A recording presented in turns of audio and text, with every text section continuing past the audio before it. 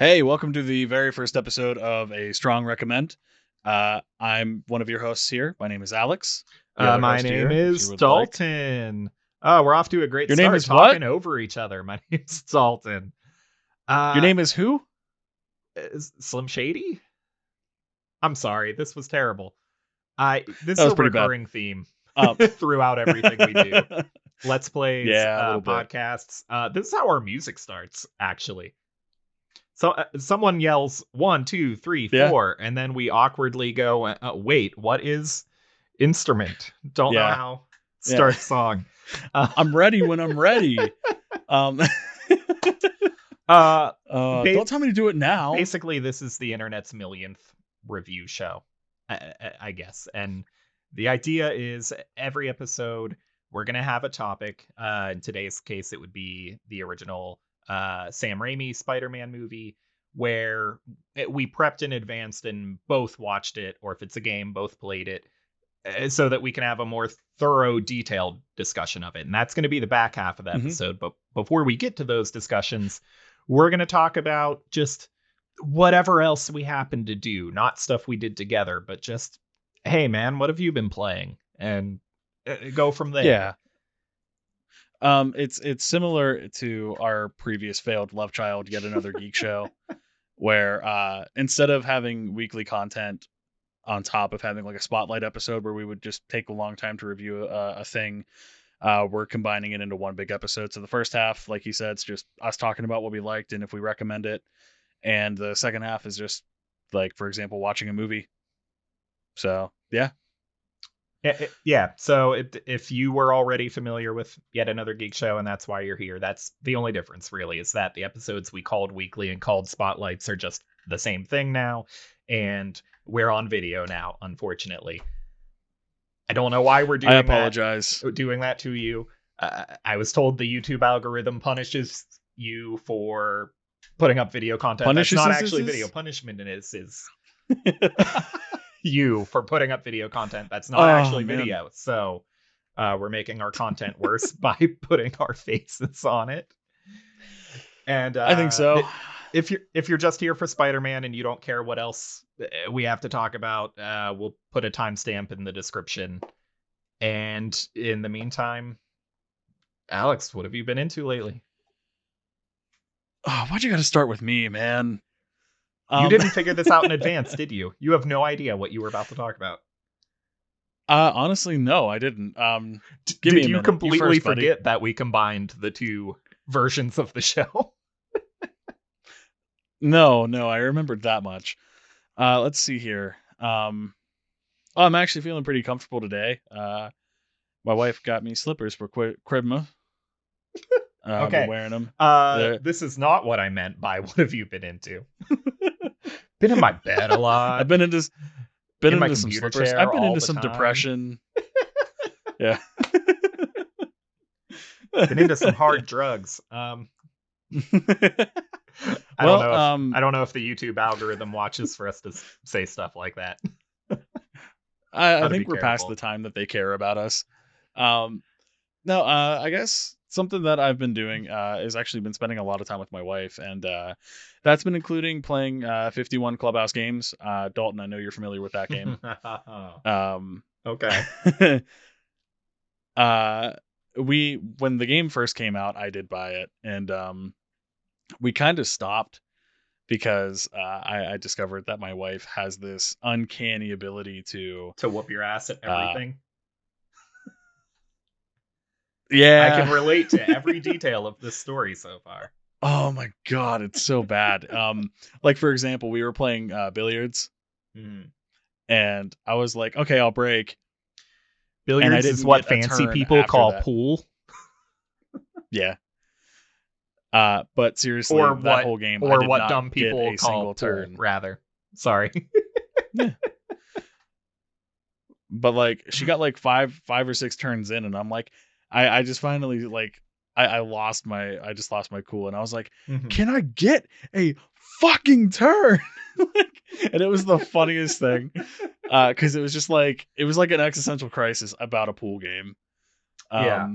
So like we kind of stopped because she was whooping my ass. and then we recently started picking it back up again and Okay, trying you the know other that I games. know what the game is, so you're kind of skipping over what is the game because you're talking to me. So in case of people Oh, that aren't yeah. familiar, In case you're not familiar, Google it. No, we know you're no, probably listening to this in the car or at work, but who cares what anybody else thinks? Just Google it right ah, now. just get your phone out of your pocket right now and just Google the game. No, 51 Clubhouse games is 51 different games, whether they are one player, two player, or four player. It can be you can play a game of darts. It's kind of like Wii Sports in a way. If you're familiar with Wii Sports, where there's bowling, you have a game of darts. You can play Ludo. Uh, I think what's the version of mahjong that they have? I thought it was mahjong. Basically, big collection of board games, card games, table sort of Yeah, games like billiards, yeah. that kind of thing. It's a lot of fun. I can probably consider it to be like a good icebreaker if you're around people, but don't be Yeah. around people when this airs. Um, When it's a it nice thing came out, to kind of. but when it came out, I was a little nervous about spending the $60 on it, uh, because I didn't really feel like I was going to get my money's worth, and it felt kind of mind you, this is already a series before the Switch edition of the game. I don't know if you know that, but there are previous entries, so there is a history I there didn't know that. already of people that enjoy and respect it. I wasn't really familiar with that, and so seeing this as the first entry I was familiar with, I was kind of thinking it was a little cash grabby, that, like, even though it's 51 games, really it's 50 with a touchscreen piano. But despite how many games are there, it felt cash grabby to me in that I was like, how much effort do you really need to put into building a little dominoes game and a little checkers game? Mhm. And at the end of the day, like, I got my money's worth out of it. I'm not playing it on a Oh regular yeah. basis now, but I had a lot of fun figuring out a lot of board games and whatnot that, like, maybe things that you've always been curious about, but you never wanted to approach a smart person and be like, hey, how do you play Mancala? I know you know how to do it. Right, right. Which was a game I thought I was pretty good at. Speaking of, because Hmm. oddly enough, I remember I was in sixth grade, and a couple of friends of mine we found a Mancala board with the stones and everything, and we were like, "How do we play this game?" The instructions had long since been destroyed, Hmm. and one of my friends actually went home, found the instructions on how to play the game, and then taught us, and Hmm. I learned how to play the game that way. And it was really exciting because like the first time, like it that'd have been the first time I'd seen it since I was sixth grade. What age are you in sixth grade? 11, 11. 12, 11. So what was that, 14 years ago? 15 years ago. I'm 26 now. Um, and it was really kind of like an awesome nostalgic feeling because I'm Hmm. like, my wife was like, what's this? And I'm like, oh man, Kala, yes. Like I'm like, I can finally, like, I remember how to play this because it Yeah. was like you know, developmental period in my life. Um Not that I learned who I was, but I was still learning. The world had something to offer me still. Hmm. Yeah. And I was showing her how to play it, and she didn't get it for like two games. And by the third game, I had lost like another five. Hmm.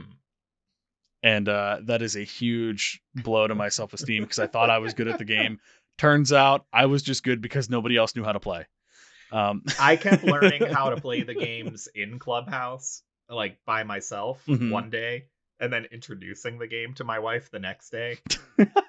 And then not necessarily losing consistently, but just like Mhm. being like very quickly becoming even though I felt like I should have started with an advantage. That's When this funny. game first came out, I was actually so stoked on it. You might remember this, that I was trying to buy a house at the time. And I was Yeah. going to end up, we didn't buy this house, but I was going to end up with like a really massive room where y- you kind of had Yeah. to figure Yeah. out, what am I going to do with this space? It's so much space that, like, it doesn't make sense as a living room or anything else. You got to come up with something creative that you're going to do here. Mm-hmm. And not that we would have been able to take advantage of this during a pandemic, and not that we would have actually had the money to fill it with these things I'm going to talk about. But I was like, oh, we clearly install a bar here, have parties in this room, and just fill it with tables of these classic games. Just throw in Yeah. a pool table and a foosball table, and then actual tables with like Mancala and chess and everything set up. And that was my vision for this room in the house I didn't buy. Oh, that's awesome. It Yeah. just it got me in I that mood of, even though I was technically playing a video game, it like reminded me that like tangible games are still cool and still worth doing. I remember there was like when you bought the game a little earlier than me, and there was a point where you would several times in like 1 week, you were Snapchatting me, and all it was you saying, "Watch me win this shit," and then you take one move to win the entire game. And I'll admit, that was the reason I also bought the game, was because of watching you gloat. It looked like a lot of fun to be able to go, "Hey, watch me win this shit." Sponsor me, And Nintendo. but but yeah, no, I guess I'm not good enough to be able to gloat like you did in Snapchats that you sent me. But yeah, as long as like, because I'm competitive in a way. As long as you can kind of just remember, like, you might be permanently trapped with this person for a good while now with the way our world is. You may not want to get too competitive with them when you Sure. play the game. But yeah, I genuinely recommend this game here. For me, it's a strong recommend. Oh, you didn't wait for me to ask the question. But let's do that over again. As per the title of I the should point show, at the camera, not you. Alex, is this a strong recommend? I mean, I had toast today, so maybe. Yeah, it's a strong recommend. All right, cool. And if you found us on a podcasting app and not via our YouTube channel, look up Broccoli Bomber Studios on YouTube, and we'll eventually end up let's playing this game. We didn't discuss that in advance, but I assume we both already knew that. So, I mean, now I definitely know, because I know you're all in. So, thanks for being committed, buddy. All right. So Dalton, So give me something you're into today. okay, you might be able to take a guess because I have already rambled to you ceaselessly about Pikmin 3. Pikmin 3. about Hades. Weird. Damn it. You stole my Pikmin copy 3 of Pikmin Spotlight 3, is so. on our short list, but in the meantime, Hades is what I've been addicted to, and it feels so redundant to explain Hades to a gamer right now because it's been such a big deal throughout the year. I've only watched you play this game. Tell me about Hades, Dalton. Hades is a roguelite hack and slash by, is it called Supergiant Games? They made Bastion and Transistor. Sounds right. We're not going to fact check anything before we talk about it or afterwards. Google in it. post. Google it. just Google it. Get your phone out and Google it, guys. No. There you go. Especially if you're driving. Disclaimer: don't do that while you're driving. Don't do that. Unless Just you buy got Hades. like a sick Tesla. It's fascinating to me that I'm enjoying Hades because roguelite or roguelike, I'm going to be honest, I don't know the difference between the two. It's a genre that I'm not into, and I come to realize playing this game that maybe I just understood what it is, right? Because the idea, if there's any gamers here that aren't familiar with the terms, is that a certain amount of the game is randomly generated. And I never liked the idea, but it was a misunderstanding. I always thought people enjoyed this idea because it theoretically meant infinite content, that you could never run out of things to do in a game if it was randomly generating the content. Yeah. And that didn't appeal to me because to me, like randomly generated things generally shouldn't be as good as something that's handcrafted, I agree with that. but also infinite content doesn't feel like a lot of content to me, because if that content ceases to exist the moment that you beat it or fail at it, then I guess it feels like what for to me. Maybe it shouldn't be that way because you still had your experience, you still had fun, but sense of achievement is a thing in a game, and I don't feel like I would feel a sense of achievement out of beating a level that no longer exists or failing at a level that no longer exists. But having played this game Okay. now, I get it. The idea isn't infinite content. There is a competent, handcrafted game loop here for you to conquer. The random generation is really just to keep you on your toes and to keep you learning how to use different tools at your disposal. Okay. So at the start of a run in Hades, you get to pick your weapon that you're going to take through this attempt. And that's basically it. I mean, there are like permanent upgrades to your character to pick out, but as for decisions you have to make going into the run, that's all you get is what weapon am I going to use this time? Once you're in, the levels are randomly generated, the enemy spawns are randomly generated, the rewards are randomly generated. Uh, the different currencies within. You might be awarded a currency that lets you buy things for that run, or you might be awarded a currency that you use for permanent character upgrades. And Right. it's simultaneously like a certain like room or encounter of your run uh might only have one exit. The exit has a sign on the door of what's the reward going to be in the next room. And that'll either be randomly chosen, this is just what you're going to get, or there will be 2 doors or 3 doors, and you'll have a range of Who's options holding the door? that are randomly selected. Nobody is holding the door. Um, I'm so sorry I did that. I take that back. I'm That sorry. that Hold the that was door. awful, man. My entire goal in life and anything we've ever tried to do is try and derail you while you're talking. And Yeah, well, I oh, wasn't making this particular part of the explanation particularly exciting, but it presents you a randomly generated option. So sometimes you get the choice. Do I want this randomly generated reward or that one? If you're in a mhm. room where you can buy things, well, here's the 3 items you get to choose from. Buy one or don't. Uh, things like that. When you get to like Yeah. acquire more health is randomly generated. The boss levels, uh, there are changes here and there that are kind of spoilery to talk about, but basically it's broken into 4 levels of the underworld. They all end with a boss that's pretty much the same, and everything between Yeah. those bosses is randomly generated. To me, I guess the biggest main like element of the combat is these boons you get from the other gods that are trying to help you escape the underworld, and those are Okay. randomly decided rewards.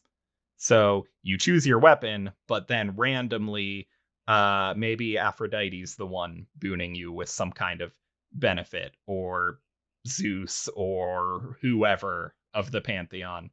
And so you'll enter a room, you'll defeat everyone, and you'll get to choose a reward that is one of these 3 boons, these blessings from, maybe it's Zeus this time, or Poseidon. And by the Mhm. time you get to the end of your run to the final boss, you might have like 20 different boons that you chose. How many you got depends on how well you did, because maybe you had a room where you had to choose, this money I have, am I going to spend it on another boon, or am I going to spend it on getting back this health I lost? And so the Right. further you get into it with these randomly decided things stacking on top of each other and stacking and so on, like you're going to end up with a really different experience towards the end of the game. And you truly just need to figure out how to be good at everything. You don't need to learn different Yeah. weapons, but you need to learn, how do I take advantage of these different things offered to me? Yeah, like I noticed within like the what was it, like 5-10 minutes I watched you Mhm. play. uh I was kind of, when you were first explaining the game to me, I was like, so it's something like Crypt of the Necrodancer or like Binding of Isaac, which are both kind of in the same genre. Mhm. But the big difference is, for me, is the aesthetics are really It's good. beautiful. The art is fantastic. The story is absolutely more interesting, at least to me. The voice No acting's offense to the great. Binding of Isaac. The story Yeah, carries no offense over to the between Binding of Isaac runs. players. The story carries Oh, over it between does. runs. So Okay. you die in a run, and in this case, this means you spawn back in Hades' lair, and then all the people that happen to be in his lair at the moment will be like, "Oh man, I heard you made it all the way to the Minotaur," and they'll talk to you about it and the progress you're Oh. making, and you'll learn more things about your own backstory the more you talk to these people when you come back. Mhm. Um, you sometimes the currency you randomly acquire is a gift, and you offer gifts to people that build your relationship with them to get more dialogue out of them and learn more. Oh yeah, I did see you do that when you died a couple times. And this is a But lot yeah, of like I think. encouraging you to keep doing it. It keeps you Mhm. you keep the encouragement to keep trying and trying forever. I think I did like 30 attempts before I finally made it. You're motivated to do this by the way the story just keeps moving through your failures, Mhm. and the way that you do get these permanent upgrades. You collect, I think it calls the currency darkness. You use the darkness to give yourself permanent upgrades so that you theoretically do a little bit better every time you try.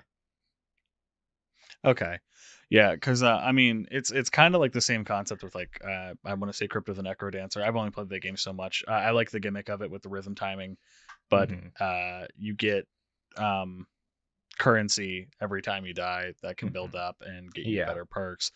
But I really like the idea of having actual engaging combat. Hmm.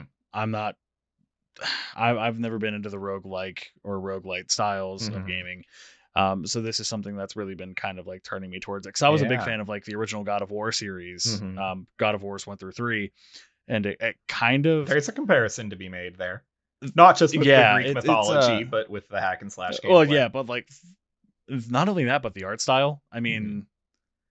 I mean, of course it's set in like Greek mythology. So the art styles may be similar, but maybe it's just like, this is gonna sound really dumb, but maybe it's the colors they use that sort of bring the aesthetic towards something that's Yeah, nostalgic for and a me. lot of people will look at it and say, "Oh, it's too much visual noise," which is a thing I've had issues with in other games. I have a hard time with Smash Bros. As Mm. much as I love it, because once you throw 4 or 8 characters on the screen, I struggle I a can only do lot. one-on-ones, man. Yeah, I struggle a lot to read what's going on, and people say that about this game, and I get it, but I also work past it and see it as part of the aesthetic, and I don't really feel like it gets in my way. In my case, I play it with the bow, and dodging becomes very important. My combat turns into aim at the things that are moving, aim at the bright, like aim at the Mhm. enemies, dodge away from the bright moving colors, and it's all kind of happening in my peripheral vision. I'm kind of focused on my character, and I don't really need to decode all the visual noise. I see that like a bright sparkly green moved over here. I better dodge in the appropriate direction to get away from it while still aiming at this Yeah. enemy. And I don't really struggle to decode it, but I understand why other people would. Yeah, like I personally like to be like a sword fighter in games, Mhm. and I may end up taking your approach because Mhm. like you and I are sort of similar in the regards of when there's too much noise to look at. Mhm. Um it's kind of like, where am I even sitting down? Am I, Mhm. you know what I mean? Yeah. Like you get completely disoriented. And it does encourage you to try the different weapons, because there are, Yeah. say, currencies that are rewarded for uh just accomplishing different things with different weapons. You're not going to check off this whole checklist of things if you don't spend a reasonable amount of time with each weapon. But then you have to balance, Mhm. am I focused on upgrading my character right now? Because in that case, if I'm really just trying to acquire currency, maybe I want to Right. experiment with these weapons. But if I think I can actually finish a run, then I want to use the weapon I'm good with. Right, exactly. So And that's a I call to remember you make telling before me you go that. in, and it's a call to make while you're doing it, because you can be confronted with a place where this exit will take you to an encounter where you'll win darkness, a permanent upgrade, and this door will take you to a room where you get like health for your current run, and you have to decide: am I trying to get these permanent upgrades, or am I trying to beat this run? Right. And I remember you telling me that, was there something about like multiple endings in this game? Because like I remember you telling me something about weapon mastery is important when you're playing the game. The only thing I would say qualifies as multiple endings is that the first time you make it out of the underworld, which I've done one time, the story's not over. You go back and your character has a reason to keep trying to escape. So there's a lot of end game here too. Okay. And I think what I might have said to you is that there's just a lot of replayability, because when you beat it, when you escape, maybe I haven't gotten most of that dialogue I was talking about, where you get more dialogue and learn more things about each character Yeah. as you interact with them. Maybe you're nowhere near done with that.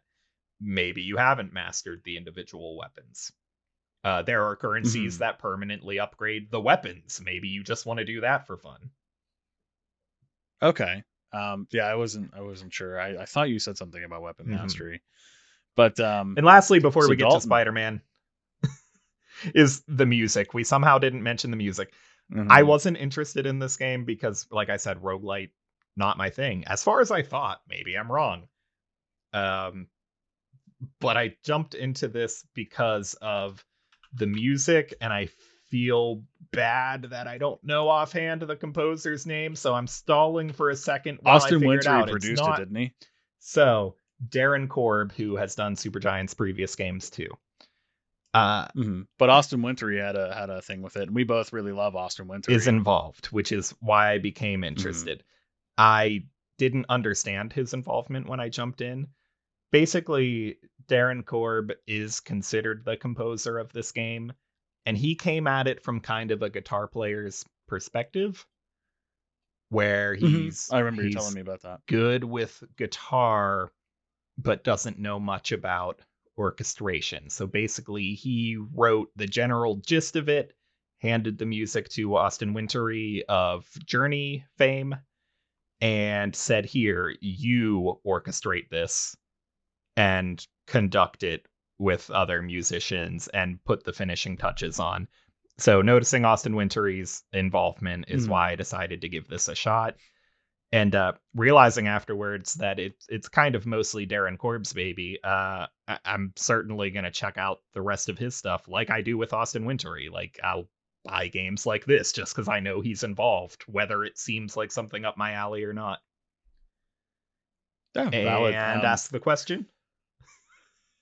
So Dalton, is this game a strong recommend? We're not going to formally ask the question every time, but yes, absolutely, it's a strong recommend. I kind of figured it would be. Because even if this genre is Um, not for you, it wasn't for me either. It might teach you to respect it.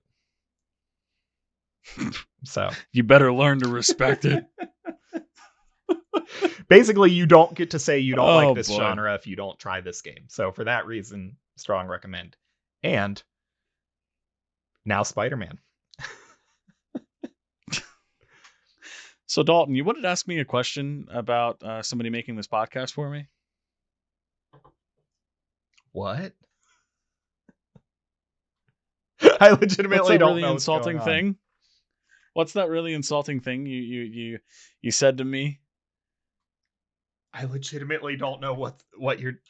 This bit's not working. I really don't know what you're Yes, getting it at. is.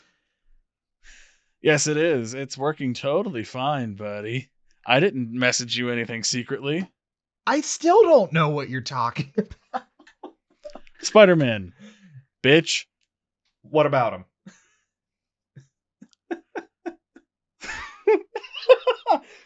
I was gonna make the joke.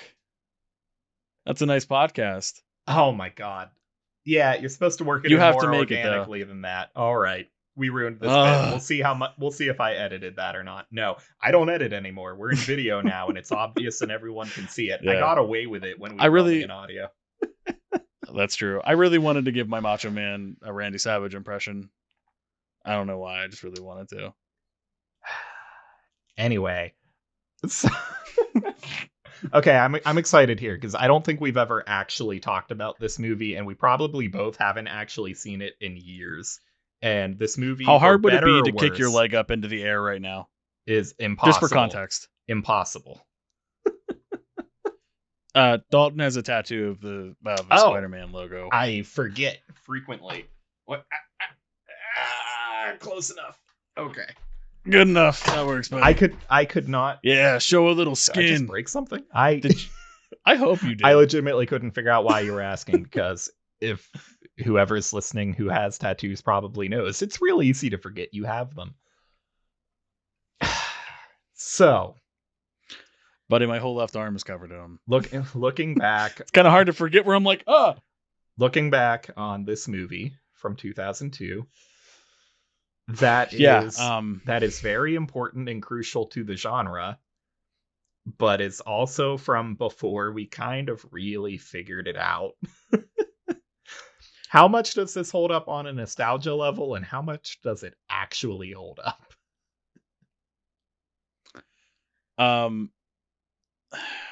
Okay, this is tricky.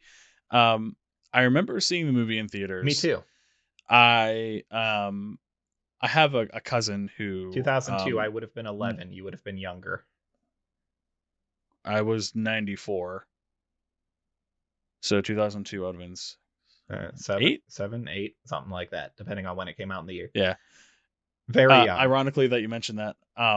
My cousin, who was born around the time I was 7 years old, got a hold of this movie when he was like a little kid, little baby boy, and he went nuts.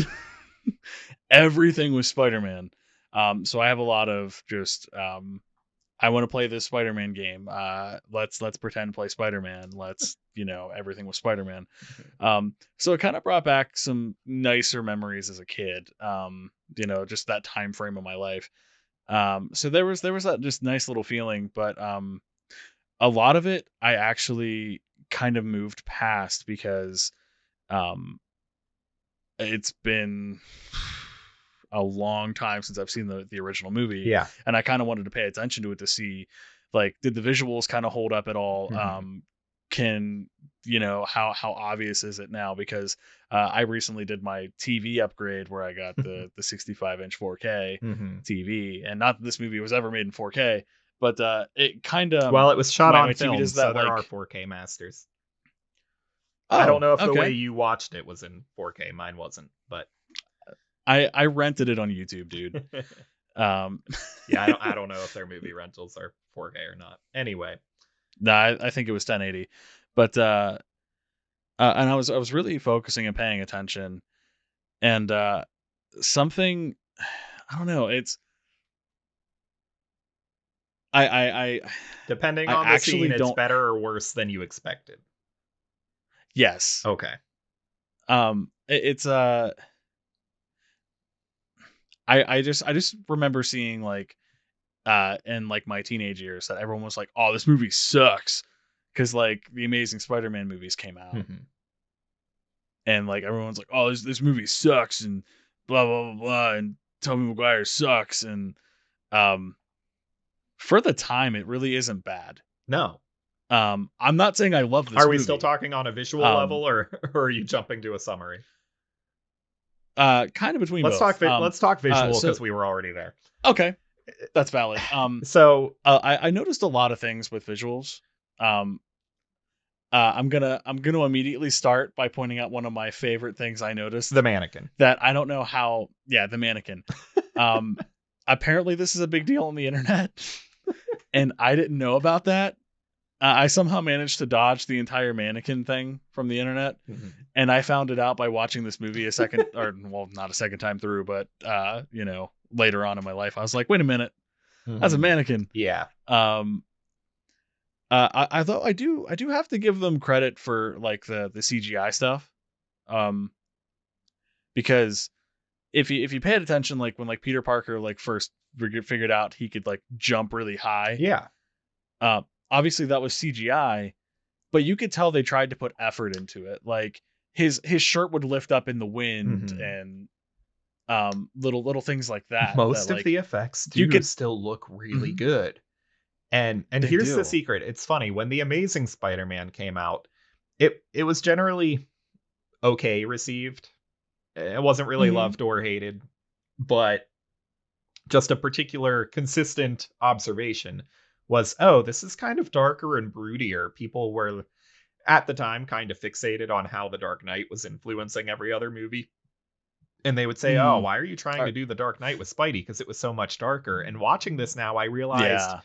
no, this movie is literally darker, as in it's in nighttime all the time, because it is so much easier to do decent looking CGI when the scenes you're using it for are dark. This movie is That's a good point. frequently in I the didn't think about it. nighttime, not necessarily Mhm. because Sam Raimi was trying to make a dark movie, although he does kind of waver between an actually dark movie and a uh, cheesy kind of, what's the word I'm looking for? There's a word, camp. He wavers between Yeah. camp and dark, but when I say dark, I mean literally like shooting scenes at night because it makes the CGI more Yeah. convincing. It gives you less visual Yeah, clues as to what's wrong. And as a result of that, the that's effects look good most absolutely of the fair. time. Um, this was the first time that I realized, and I don't know if they got an incredibly similar person that looked like Willem Dafoe, or if it was actually Willem Dafoe in the suit. Um, because like there's certain shots where you can actually see the mouth talking through the And I mesh of the never Green noticed Goblin that until mask. this time. Me either until this time. Because I Exactly. grew up like watching it on DVD all the time. I watched it on a Blu-ray 1080 Right. this time. And Yeah. and it's not the first time I watched it on a Blu-ray, but previously I was watching on a crummy 720p TV, and that was enough of a difference that it Yeah. wasn't obvious to me. This time I noticed it and it like jumped out at me, and I was like, oh, I kind of wish I couldn't see his mouth underneath. That's kind of horrifying. It's definitely Right. Defoe though. Exactly. This definitely added like watching this movie uh through like a higher resolution and really paying attention to the detail. Like you can see they paid a decent amount of attention to like the practical. Mhm. Like when Green Goblin comes in during the parade. Mhm. I honestly I couldn't tell if like there's the scene when Harry gets his head busted open from Mhm. a rock, Mhm. and the scaffolding, or not scaffolding, the balcony Yeah. splits with Mary Jane. I couldn't tell if that was practical or not, but if it was practical, it was damn good practical. Yeah, and there's a lot of like green screen going on in that sequence so that like Goblin on Hmm. the glider looks good, but him like lifting Yeah. off like near other people that aren't quite to the right scale and angle like ends up looking goofy Hmm. because he's green screened into the shot uh, as a way to let him actually do the flying. So you end up with like Yeah. moments where it's like, ooh, that didn't quite, but ah, this is good. Right. Like the disintegrating people where it was just the skeleton. Yeah, and Like that's a goofy, that campy that just effect, but reminded they me of pulled it spooky, off scary well. skeletons. Yeah. The visual of it, I was like, oof, that's not good. Um, but yeah, like the perspective in the green screen stuff, yeah, you can tell it was off. But the practical effects that they did pull off were Mhm. actually really good. The costume designs even. Um, Spidey's costume is actually sweet. Spider-Man's Green costume is Goblin's is immediately fantastic. great. Oh, oh, that's interesting. You're alone in that one. Really, You're really. you're alone in that one. Maybe I wasn't Not looking just at the from right me, but spots. from the internet. Well, no. In terms of like quality, like construction, effort, like Hmm. it's well made. Uh, I just don't like the general design of it, the look, the aesthetic, the Power Ranger thing going Hmm. on. I'm saying that to the wrong person. Um, Yeah. You're saying that to the absolute wrong person, because I'm sitting here thinking, what do you got against Power Rangers, man? Um, I have that yeah, the no, Green I Goblin's I not can a agree Power with that. Ranger. They weren't. The overall design's not great, but the construction of it was So fantastic. yeah, so even though this movie does lean into camp more than most superhero movies kind of do. I guess they were still kind of nervous about can we pull off Green Goblin proper, what he actually looks like. Mhm. And they did try. There is behind the scenes footage of like a mask that is comic book accurate. That looks pretty good, but Mhm. they must have made and just been like, ooh, this might really be too much. You know, around the time of like the X-Men being in just black spandex. Oh Like they yeah. decided that was going a little too far. Like evaporating people into glowing skeletons, like that wasn't too far into campy, but the proper Green Goblin mask was too far. Right, right. Um Nowadays, we know I that like Marvel Studios can absolutely pull this off when they get to it. We know mhm. that they can get away with Like anything now. well, like towards the final scene with the fighting and whatnot. Mhm. Um the one thing like I remembered was, yeah, I remembered Green Goblin pushed a button on his wrist, I guess what you would call it, Mhm. and it like turned on a light to bring the glider in. But I'm like, how would Spider-Man not see that and just go, "Oh, hey, he's Mhm. trying something. Let me get out of the way." But like noticing like how bright the light was versus like the Mhm. rest of the atmosphere, like in like this new sort of like context, I guess. Um, Mhm. like I don't know, like it felt like that like things were intended more than they were kind of thrown together Mhm. from like my previous memory of the movie. Yeah. Yeah. Like The little things game do have is purpose now. the the movie. Did I just say the game? The Yes. movie I was like, the is game? is pretty well devoid of like plot holes and inconsistently like there Yeah. inconsistencies. There's definitely a vision here. I will say it's a very simple story where not a lot happens and Peter Parker has like no actual agency. The story just kind of happens to him. Yeah, yeah, I'll agree with that. It's kind of like So just everything else is moving except him, it is an overly simplistic including the story. relationship with Mary Jane. Um, Yeah, and when he does try, when he like tries to sweet talk her, it's so mhm. weird and gross. Like you kind of cringe for him, and then it works. Yeah. She likes it, but I'm like, she shouldn't. That was weird. Um, I'm not. I like and don't like the way Peter's written here because on one hand, like Mhm. if you're going to compare the different actors that have played Spider-Man, you have to keep in mind that Sam Raimi is a fan of 60s Stan Lee, Steve Ditko Spider-Man, and that's what he was adapting, even though Mhm. he was doing it in 2002. Like, you're really a Right. few cell phones away from this being a movie that could have taken place in the 60s because that's what he was going for. And comic books were simpler and more straightforward and more kid focused at the time. So you get a A few simpler, cell phones away. yeah. So you get a simpler, more You straightforward mean like story. one cell phone? Like Nokia was still popular, man. I You mean you mean like one car phone away? Um no, I there's cell phones in this movie, isn't there? yeah, there is. I Yeah. think. Well, Oh god, but they were whatever. like My when they started becoming popular. Like, what are you yeah, no, talking my about? so my point is anything that dates the movie is kind of inconsequential. It fundamentally Yeah, could be in the 60s because that's what he's into is that version of Peter. And so if someone wants to compare Tom Holland or Andrew Garfield to Toby, they have to keep in mind that Toby is doing 60s Spider-Man and yeah. uh and he's a really good fit for that. Well, more so Peter Parker himself, I'm still on the boat that he's not a great He's Spider-Man, at better as least for Peter this Parker, movie. not as Spider-Man. Yeah. No, I agree Yeah, with that. He plays a better Peter Parker than he does Spider-Man. he's an Um, amazing 60s Peter Parker. yes, His absolutely. Spider-Man doesn't He work plays for me the because when he does the Spider-Man quip thing, which you tried to reference at the top when I didn't understand what you were trying to do.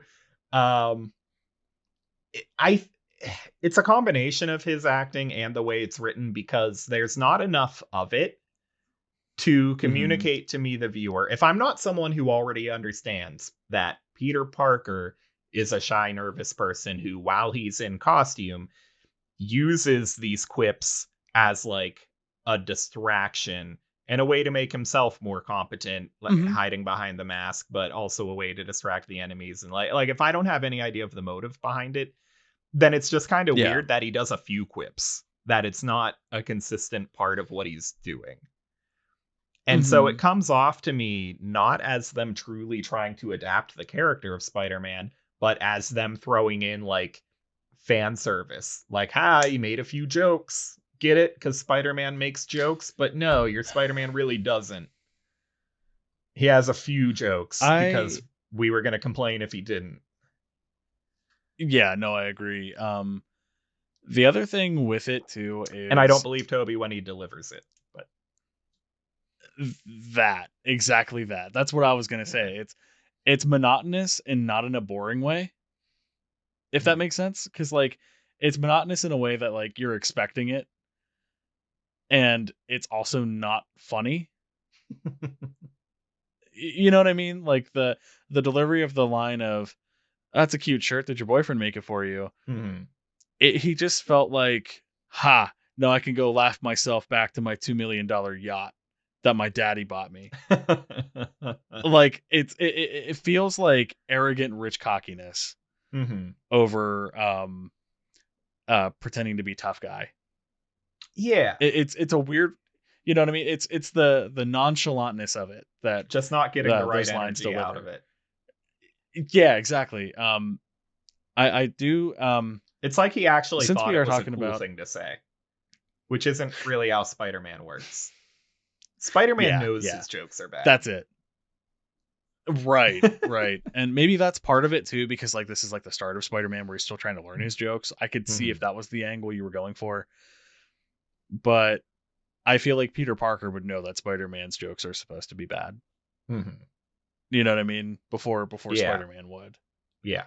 Um I since we're talking about like Peter Parker and Tobey Maguire, I suppose we're moving on to like cast. Uh, do we want to mention the organic web shooters first before moving on to any other characters? That's still visual. Yeah. Um, well, it's visual, but it's also the last thing I have to say about Spider-Man himself. Besides Oh, okay. Toby being a great Peter and not a great Spider-Man, which is how people generally feel about him. I think we agree with most people on that discussion. But the one like major change to the character that is the writing and directing that isn't Toby is the organic web shooters. If you're not a comic book reader, you probably noticed that they're organic here, mechanical in the later renditions, and you might not know which one is comic book accurate. If you don't, the mechanical ones are comic book accurate. And Wasn't there a version of Spider-Man that did have the organic shooters though? it was forced into the comics later to kind of fit in with the Like movie. after This Oh. happens Hmm. frequently. It's a really bad habit of Marvel Comics to go, oh, this movie's popular. Uh, pop culture people are really enjoying it. Maybe a couple of them will pick up a comic. We better make sure the comic books match what they're seeing in the movies. It makes no Yeah. sense. It hurts the comics every time. It's dumb. So yeah, there's a moment, maybe two, maybe there's like alternate universe versions that are doing it as an intentional reference, but this movie is where the idea started. And I guess the idea was that they thought the web shooters were too unrealistic. Not in that they could In a science exist. fiction Yeah, but not in that they couldn't exist, but in that this high schooler would be the one to come up with them.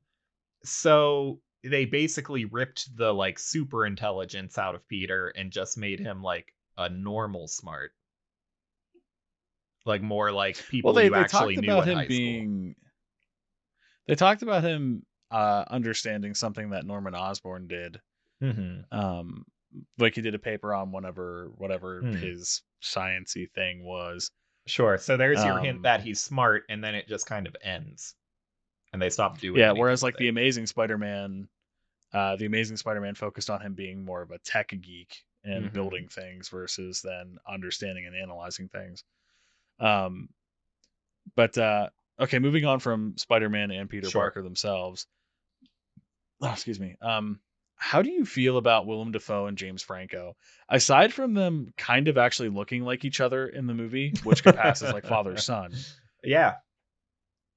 Um, I like Willem Dafoe does a better Green Goblin than he does a Norman Osborn. Okay. I'll give you that. Um, because let's be fair, he's only Norman Osborn for 10 minutes of the movie and it's fucking awful. And when he When is he's Norman crazy Green Osborn, it's Goblin, not comic Norman Osborn to me. Um, right. because he is intimidating, but he's a crazy intimidating, like the Green Goblin, and that's not what Norman Mhm. Osborn is. Norman Right. Osborn is powerful man in a Osborn? suit, scary. Osborn. Yeah. You don't have to call me out on it And every time I misspeak. well, I mean, we're talking about the game, aren't we? Um anyways, because like we only get 10 minutes of Norman Osborn, and then the rest is him being Mhm. crazy Green Goblin Norman. Sure. Um and one thing that really threw me off in when like they were first introducing that character, like it being part of his psychosis, was he was freaked out and looking around and hearing the voice in his head, and then he started looking at the mirror and the mirror was talking to him, the mirrored Hmm. persona, like the classic like Yeah. I'm the evil and you're the innocent. Yeah. He clearly wasn't talking in one of those shots. He was watching the reflection talk, and Yeah. then eventually he starts talking as both of them in the mirror, Hmm. and you can see like not his reflection talking as Green Goblin and as Norman Osborn. Yeah. And at that point, I got really confused and I just let it to no, he just had some psycho drug and now he's crazy and Sure. powerful. Um, but at first I was like, what the hell am I looking at? Um, I don't really have too much to say other than like he's the inverse of Peter Parker and Spider Man. Like he's a better Green Goblin than he is the actual person, Oh Norman yeah, Osborn. yeah, that's a good point. Him getting the costumed character better uh than the human character. And even when he's doing a great Hmm. goblin, the movie is a little disjointed to me between wanting him to be a silly 60s comic book villain and also an Yeah. actually intimidating villain. And he kind of has to do Hmm. both, and how well he's doing it like depends on what they want him to do in that scene. If I can point out a specific scene, since you just said the word scene, when he blows up half of Aunt May's apartment Hmm. while she's saying her prayers, Yeah. and his response is to just yell, "Finish it!" And she's sitting there, and it's honestly, it was not good acting. Her being horrified to me, Hmm. I wasn't buying it, and just her finishing the rest of the prayer, it just felt like he was like it was the comical, like dark humor, comical sense Yeah. of like a Green Goblin, and like it made me laugh, but like also like I'm like, ooh, I don't like this at the same time in a way. Yeah. There's this weird, like, when he says Spider-Man, like, I feel like he's trying to be silly. But then, Did I just hear Willem Dafoe? but then that whole, like final fight in the, like, dilapidated building, Yeah, like, yeah. that scene is so dark. Like, not literally Hmm. dark, but, like, gritty, like, Nolan-ish Break his before heart. Nolan. Hmm. Um, or him dying and telling Peter with his final words, "Don't tell Harry." Like that stuff was so serious Mm-hmm. from the same character that's going Spider-Man. Right, right. Um, I don't have much to say about James Franco's character, Harry Osborn, The character because he's doesn't like do much. I frequently he's forget that barely it in the is movie. James Franco Yeah, because we all saw this character before society at large really knew James Franco and had a stereotype in our heads yeah, of who he plays. Um, yeah, so it's weird. It's easy to forget that this is him, and he does fine. It's, yeah. He's okay in the movie. The only thing that like I think he's there for in this movie is to kind of push the envelope that that Mary Jane and Peter Parker are going to end up together. mhm. And like there's like they kind of try to force like an envious like hatred between Peter Parker Mhm. and Harry Osborn when he realizes that he's dating her. And it's like 20 seconds of the movie when he finds out that he's with Mary Jane. Yeah. And it's like, "Oh, I'm uncomfortable for 20 minutes, but I'm Peter Parker, so it's fine. I'll just deal with it."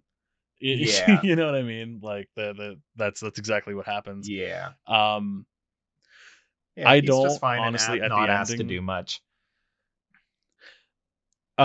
When he finds his dad dead, when Spider-Man brings his dead dad the to the little ottoman that he rests him all naked upon, Mhm. at that point is when I stopped believing James Franco's acting in the movie Ah. because everything else felt rational.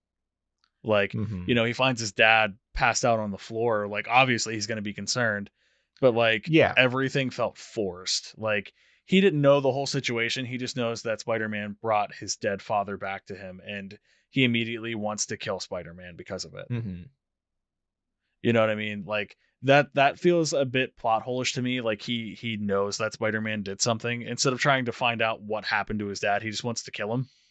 Yeah, and we don't really get enough of the like Jameson convincing the city that Spider-Man is evil. I mean, it's there, Jameson's there, but we don't Yeah. really get the picture that like the city believes that like other movies sometimes give us. Yeah. Um Yeah, instead we get a really awkward dude that's trying to impersonate Chad Kroger in the subway singing with his acoustic guitar telling everyone to give Spider-Man a hug. yeah. Um Quickly moving through other casting because we're getting a long run time here. So rest of the casting and then I guess music. Um we said Jonah Jameson.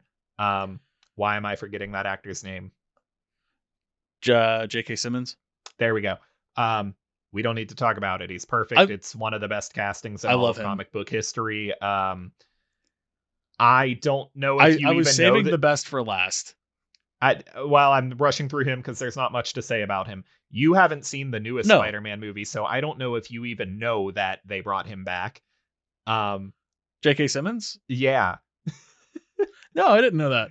Oh, they Oh, did. They okay. did for a single scene, and nobody batted an eye at it because he's someone that's just, how do you replace him? Don't bother. And there's not a lot of precedent for bringing back an actor into the same character, but in a different universe. I can't Right. think of many other instances of that, but they had to do it with him because it's too perfect. Um, there's nothing else to say about him because there's nothing to critique. Mhm. Um, Mary Jane. Uh okay, yeah, we'll skip the grandparents. I do not like her in this movie. No, but is it the character or is it the acting? It's the acting. Okay. And maybe it's both It's because both. the ending It's was both. yeah, the ending felt forced. Like they maybe said 20 lines of dialogue to each other and she falls in Mhm. love with him just as fast as she seemed to have fell in love with Harry. Mhm. All the scenes that are with her in it, everyone is honestly out acting Kirsten Dunst. Sure. And I'm not discrediting her talent to be an actor. I don't or actor actress. Um, it very well could be the direction that they were given. Mhm. Um, it but some of the lines, man, they're just delivered very cut and dry, just plain vanilla, no sprinkles, no nothing. Hmm. There's just nothing there. Yeah. You know And what I well, and mean? there's times where, like I said, I don't know if it's a bad delivery thing or if it's Sam Raimi having a certain camp vision in mind. Right. And if that's the case, I get it because I mean, let's be fair. Around the 60s era of comics, the women were particularly the damsel in distress Hmm. and only had the purpose of making the hero kind of look good. Unfortunately, is Hmm. how I've seen it, and Sure. that sucks. And I'm glad that's kind of changing now. But I feel like that's probably the direction he was going for, which probably Hmm. does paint Kirsten Dunst in a really bad light. I don't really know her from any other movies except for the Mary Spider-Man Jane movies. in the comic books, even back then, is more of a real character than we see here. Here, Okay, she's kind of a real character in that, like, like I said, she has Peter doesn't hands. really motivate the story in any way. So there's like times where she Yeah. has to be the one whose dialogue kind of moves things along. But she Hmm. also doesn't have like her own intentions and goals outside of Spider-Man himself. But maybe some of that's just, hey, this is one movie and it's Spider-Man's movie and not hers. And frankly, we weren't franchising superhero movies back then. They didn't know if this wasn't going to be their only one, which would also be why they skipped ahead to Mary Jane when she's not his first girlfriend or even his second. Is, hey, this might be our only movie. We need to skip to the stuff people know, which is whatever's in the 90s Right. animated Spider-Man. That's a good point. I didn't even think about that. I didn't take the '90s anime Spider-Man into play for this. And even if Um, you're a comic book reader something. who knows Gwen Stacy and knows that they skipped over Gwen Stacy, you might get a kick out of Mary Jane being thrown off a bridge and Spider-Man catching her, Yeah. because that's a Gwen Stacy scene in the comics, and that's also the Yeah. scene where she dies. But they replaced her with Mary Jane here because they weren't using Gwen Stacy and they Hmm. let her live because it's Mary Jane. But they still gave you that Hmm. for the comic book readers because this could be Funny the enough only that you movie. mentioned. Funny enough that you mentioned like little movie references. Did you notice that Peter Parker got fired from his job with Dr. Connors? Oh no, I didn't notice that. Yeah. Or the bully being Flash. Doesn't Flash eventually end up as Yeah. Venom? Yeah, He's and primarily Venom, isn't he? After Eddie Brock. Flash is also in like is in every live action rendition. That he's kind of a constant, Hmm. the high school bully, and yeah, in the comics he eventually becomes uh Venom and Agent Venom, Hmm. and becomes a much more like meaningful, fleshed out character. We're never gonna see Yeah, that I thought because he was Sony is primarily determined to Venom. ruin Venom. Yeah, yeah, because I know like Eddie Brock was the first Venom, and then I mean everyone in the Marvel universe has pretty much become Venom at one Yeah. point. But But yeah, things like noticing I Connors thought there, he like was like that's something that primarily comic book Venom. readers should notice, and some of it is even like setting stuff up for sequels, because I think Hmm. Connors the Lizard, I think he was supposed to be the villain of Spider-Man 4, and then it got rebooted and they just used him anyway. So I think they were kind of Uh, building up to that, if I recall correctly. yeah. I think you're right about that. Um, the only other thing I want to point out, two things I want to point out. I still admire the hell out of the tray scene where he catches everything on the tray, knowing that the only thing that he had was it being super glued to his hand. I tapped my wife on the shoulder and I went, "Hey, hey, there were no effects there. He actually did it." Yeah, I did that. I did that with my wife too when we watched the movie. uh, And I just want to point out this to you, and this is mhm. my final thought. Do you have anything else before I say this? We need to get to music before we close. Okay, I was getting to the music actually, Okay. but go, go, go. Okay. Tell me about that music. Okay. Danny Elfman score. This is, first of all, that has to be intentional, right? Because the most important superhero movie before this, besides maybe Superman, is Batman. So also Yeah. Danny Elfman. And so you end up with another really dark superhero score here. Um, it's Hmm. also still one of the best ones we got, even if I think it's an odd decision for Spider-Man. But it goes to show that Yeah. thing where Raimi simultaneously wanted to go for dark stuff and for camp stuff. Danny Elfman nails both of that and gives this He movie really does. a really distinct style. Yeah. And I am saying that it's similar to his Batman, and I guess it is, but compared to most superhero movies, he nailed a really unique style here for illustrating Oh, he both, really did. for illustrating camp and kind of dark, gothy kind of vibes and just like general heroic, uplifting vibes. Yeah, he totally nailed it. This is a classic. This is a soundtrack that you go back and listen to on its own. Hmm. I've actually been frequently. What's that thing where once you hear something, it starts appearing more and more? Oh, I know what you mean, but Is that the I don't have the Mandela word. effect? No, no, that's something very different. What? I know what you mean. I don't have the word for it, but go ahead. Okay. Um, I've been noticing more and more when I see something that Danny Elfman actually composes, Hmm. and there's something about his writing that you're like, okay, yeah, that's Elfman. You just pick up on it. You just Yeah, notice it, that and then you like, see his name on the credits, and you go, "Oh, of course, that's yeah, Danny yeah. Elfman." Yeah, More and more like, it started with I don't know if you noticed that Brental Floss came back to YouTube.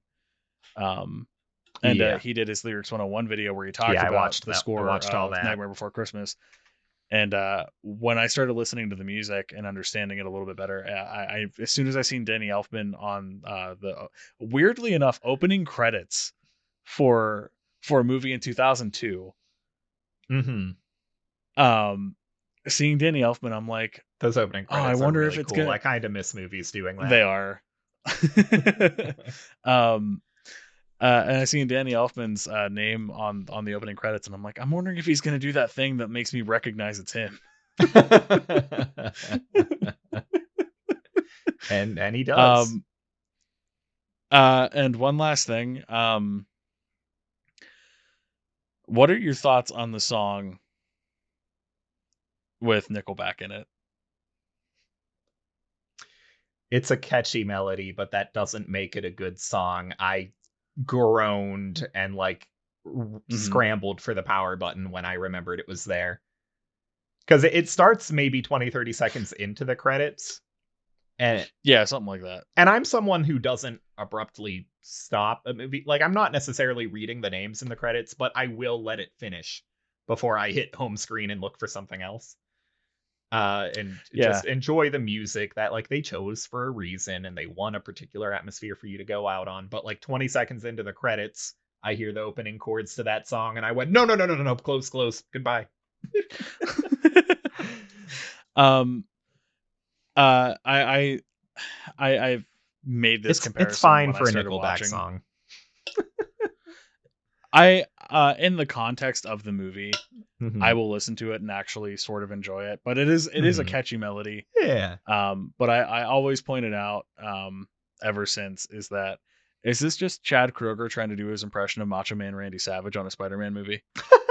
Um, but Did he know he was in this movie?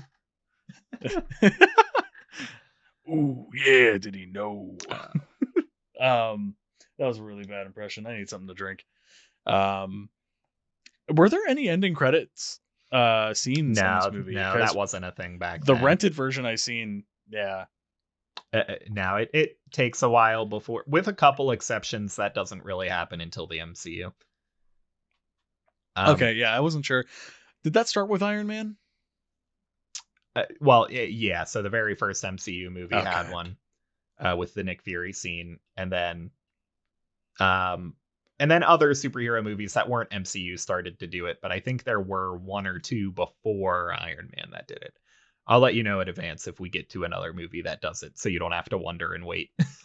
but but okay, I'm done talking about the movie. So, uh, Yeah. the answer to this question is complicated for me, but is this a strong recommend? Uh, I honestly say yes. Okay. Um, Uh, under stipulations. yes. Watch it at least in 1080 definition, 1920 by 1080. Do it on a nicer TV, so you can catch all the tiny details that you never did before. Yeah. And just pay attention to the scenery more than the dialogue. Honestly, I think is. Yeah. I mean, the It's movie's shot on pretty cookie cutter. it's shot on film, which looks great when they put it in higher resolutions, Mhm. and then it gives it a certain look that other superhero movies don't have because superhero movies Yeah. really quickly switch to digital. Um, if you don't think you can tell the difference between a movie shot on film and shot on digital, watch these movies and then watch the later Spider-Man movies. You'll notice it pretty quickly. Yeah. So I like having Were all these more three of these realistic originals? I Were all three of these shot on film, or were they eventually I switched to digital? I believe it's been a long time since I've watched any of them, but I believe they would all be on film because I can't imagine Sam Raimi willingly switching over. Valid. Anyway, we're getting away from our ultimate summary here, but yeah, it visually looks good, like the effects and just the Yeah. general directing work. Mm-hmm. Basically, it's flawed, but I'm giving it a strong recommend for historical significance. Uh, you might be someone who, well, no, you wouldn't be, because why would you have clicked on this video? But you might be someone who doesn't care about superhero cinema, is kind of offended by Mm-hmm. superhero cinema, thinks that it's like a blight Something on the that human doesn't get race. enough attention.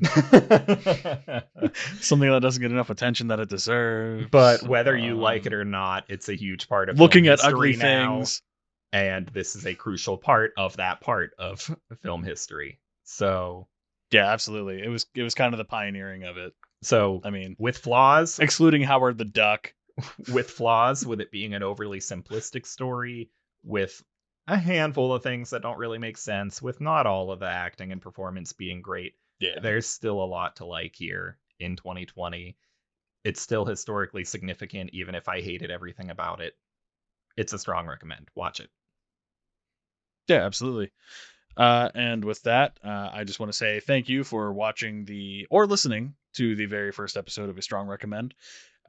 We don't normally like to do this kind of thing, but if you would like, subscribe, share, that whole business and nonsense, we sincerely do appreciate it. We hate asking for it, but it does help us out.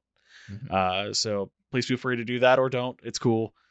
And stay tuned for when we come back. We're looking forward to being back into the saddle, so to speak here. So yeah.